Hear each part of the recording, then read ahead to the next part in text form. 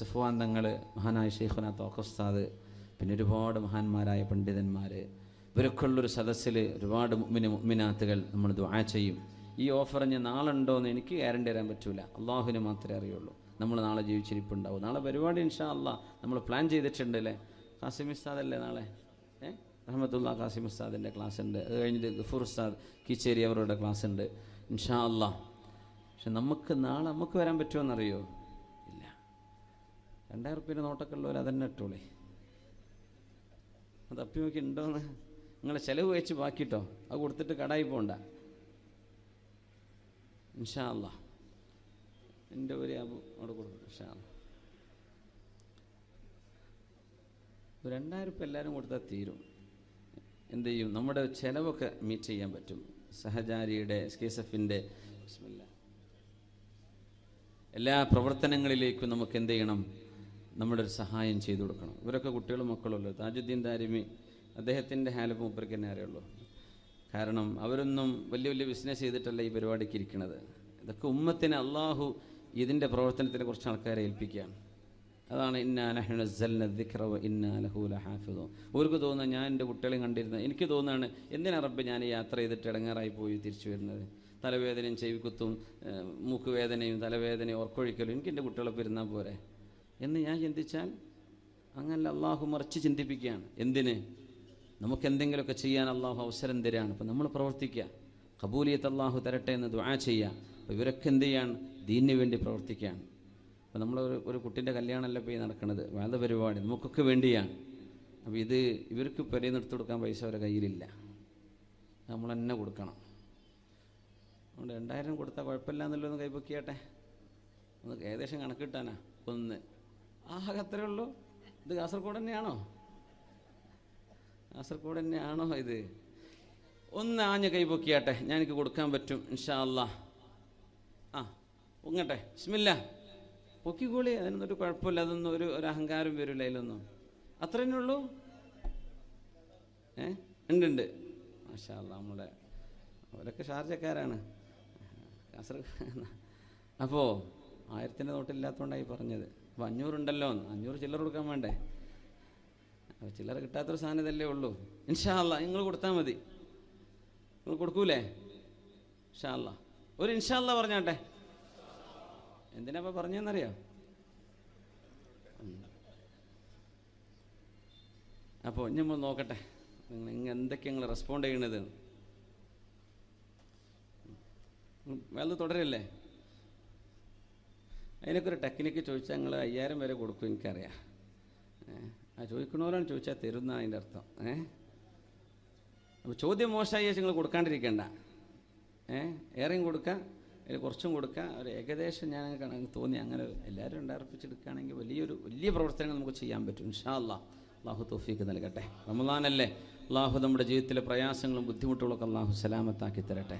ഒരുപാട് ഭാരങ്ങൾ ഇറക്കി വെക്കാനുള്ള പ്രാർത്ഥന അള്ളാഹുലേക്ക് കൈകൾ ഉയർത്തി കണ്ണുനീരുകൾ അള്ളാഹുവിന് വേണ്ടി സമർപ്പിച്ച് പ്രാർത്ഥിക്കുന്ന ഒരു സദസ്സാണിത്. അതുകൊണ്ട് നല്ല ഒരു ദാനധർമ്മം നമ്മൾ സ്വതക്ക ചെയ്യുമ്പോൾ അതിനൊക്കെ ഉത്തരം അഹ്റാലിൽ ജവാബ് അള്ളാഹു ഉത്തരം തരാൻ എളുപ്പമാണ്. അള്ളാഹു ജയിപ്പിക്കട്ടെ. ആമീൻ യാ റബ്ബൽ ആലമീൻ. എല്ലാവരും ആരും വിട്ടുപോകണ്ട. എന്തെങ്കിലും ഒരു സംഭാവന കൊടുത്തിട്ടല്ലാതെ എന്ത് ചെയ്യരുത്, വിട്ടുപോകരുത് ഇൻഷാ അല്ലാഹ്. അള്ളാഹു ഖബൂലാക്കട്ടെ. അള്ളാഹു ഖബൂലാക്കട്ടെ. അലി ഇബ്നു അബീ ത്വാലിബ് റളിയല്ലാഹു തആല അൻഹു ബദ്റിന്റെ രംഗം പറയുന്നുണ്ട്. വിശുദ്ധ ഹബീബ് സല്ലല്ലാഹു അലൈഹി വസല്ലം തങ്ങളും സ്വഹാബിമാരും ഗത്യന്തരമില്ലാതെ ശത്രുക്കളുടെ പരാക്രമങ്ങൾ സഹിക്കാൻ കഴിയാതെ പ്രതിരോധിക്കാൻ ചെന്ന പരിശുദ്ധമായ ബദറിൽ അലി റളിയല്ലാഹു അൻഹു പറയുന്നു, മാ മിന്നാ ഫാരിസുൻ യൗമ ബദരിൻ ഗൈറ മിഖ്ദാദ്. മിഖ്ദാദ് റളിയല്ലാഹു അൻഹു അല്ലാതെ ഒരു കുതിര സവാരിക്കാരൻ ഞങ്ങളിലില്ലായിരുന്നു. ആയുധം കൊണ്ടല്ല യുദ്ധജയമുണ്ടായത്, വിശ്വാസം കൊണ്ടാണ് എന്ന ഏറ്റവും വലിയ പാഠം അല്ലാഹു നൽകിയ ബദർ. മാ മിന്നാ ഫാരിസുൻ യൗമ ബദരിൻ ഗൈറ മിഖ്ദാദ്. മിഖ്ദാദ് എന്നവരല്ലാതെ ഞങ്ങളിൽ കുതിര സവാരി അറിയുന്ന ഒരു യോദ്ധാവില്ലായിരുന്നു. വലഖദ് റഅയ്തുനാ വമാ ഫീനാ ഇല്ലാ നായിം ഗൈറ റസൂലില്ലാഹി സ്വല്ലല്ലാഹു അലൈഹി വസല്ലം. ഞങ്ങൾ നോക്കുമ്പോൾ ബദർ യുദ്ധത്തിന്റെ തളർച്ചയിൽ, ക്ഷീണത്തിൽ ആ സമയത്ത് അവിടത്തേക്ക് ദൂരം യാത്ര ചെയ്ത് കഴിഞ്ഞപ്പോഴേക്കും ഞങ്ങളെല്ലാവരും ഉറങ്ങിപ്പോയിട്ടുണ്ട്. രാത്രിയിൽ ഞങ്ങളെല്ലാവരും ഉറക്കത്തിലായിരുന്നു. തലേന്ന് ഞങ്ങൾ ഉറങ്ങിയിട്ടുണ്ട്. ഗൈറ റസൂലില്ലാ, അല്ലാഹുവിന്റെ റസൂൽ സ്വല്ലല്ലാഹു അലൈഹി വസല്ലമ തങ്ങൾ ഉറങ്ങിയിട്ടില്ല.